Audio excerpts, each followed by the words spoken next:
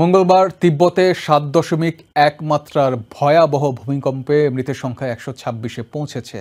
আহত আরও ১৮৮ জন। ভূমিকম্পে বিধ্বস্ত তিব্বতে ধ্বংসস্তূপের নিচে আটকে পড়া ৪ শতাধিক মানুষকে উদ্ধার করা হয়েছে বলে বুধবার জানিয়েছে চায়না কর্তৃপক্ষ। এদিকে ভূমিকম্প বিধ্বস্ত তিব্বতে উদ্ধার কার্যক্রম ও ত্রাণ সহায়তা জোরদারের নির্দেশ দিয়েছেন চায়নার প্রেসিডেন্ট শি জিনপিং। এছাড়া ভূমিকম্পে নিহতদের স্মরণে অনুষ্ঠিত প্রার্থনা সভায় যোগ দিয়েছেন নেপালে অবস্থানরত তিব্বতীরা।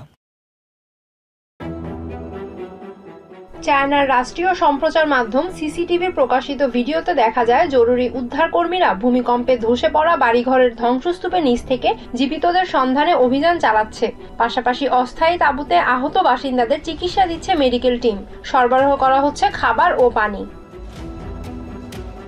ভূমিকম্প আঘাত হানার ২৪ ঘন্টা পার হয়েছে। শূন্যের নিচে তাপমাত্রা নেমে যাওয়ায় ধ্বংসস্তূপের নিচে আটকে পড়া জীবিতদের সন্ধানে উদ্ধারকারীদের ওপর ক্রমশ চাপ বাড়ছে। মঙ্গলবার সকালে ৭.১ মাত্রার শক্তিশালী এই ভূমিকম্পে এরই মধ্যে মৃতের সংখ্যা ১০০ ছাড়িয়েছে। আহত হয়েছেন ১৮৮ জন। ধ্বংসস্তূপের নিচে আটকে পড়া ৪ শতাধিক মানুষকে উদ্ধার করা হয়েছে বলে জানিয়েছে চায়না কর্তৃপক্ষ। এদিকে এক ব্রিফিংয়ে চায়নার পররাষ্ট্র মন্ত্রণালয় বুধবার জানিয়েছে, ভূমিকম্প বিধ্বস্ত শিগাৎসে সিটির টিংরি কাউন্টিতে অনুসন্ধান ও উদ্ধার প্রচেষ্টা জোরদারের নির্দেশ দিয়েছেন প্রেসিডেন্ট শি জিনপিং। পররাষ্ট্র মন্ত্রণালয়ের মুখপাত্র গুয়ো জিয়াকুন নিয়মিত সংবাদ সম্মেলনে দুর্যোগ মোকাবিলায় চায়নার তৎপরতার কথা তুলে ধরেন।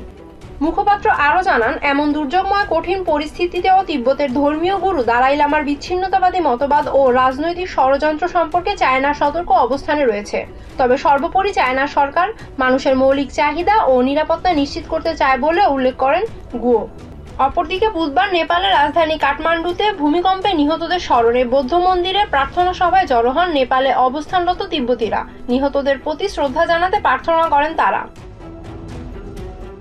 Humaira Ira, TVN 24 news desk.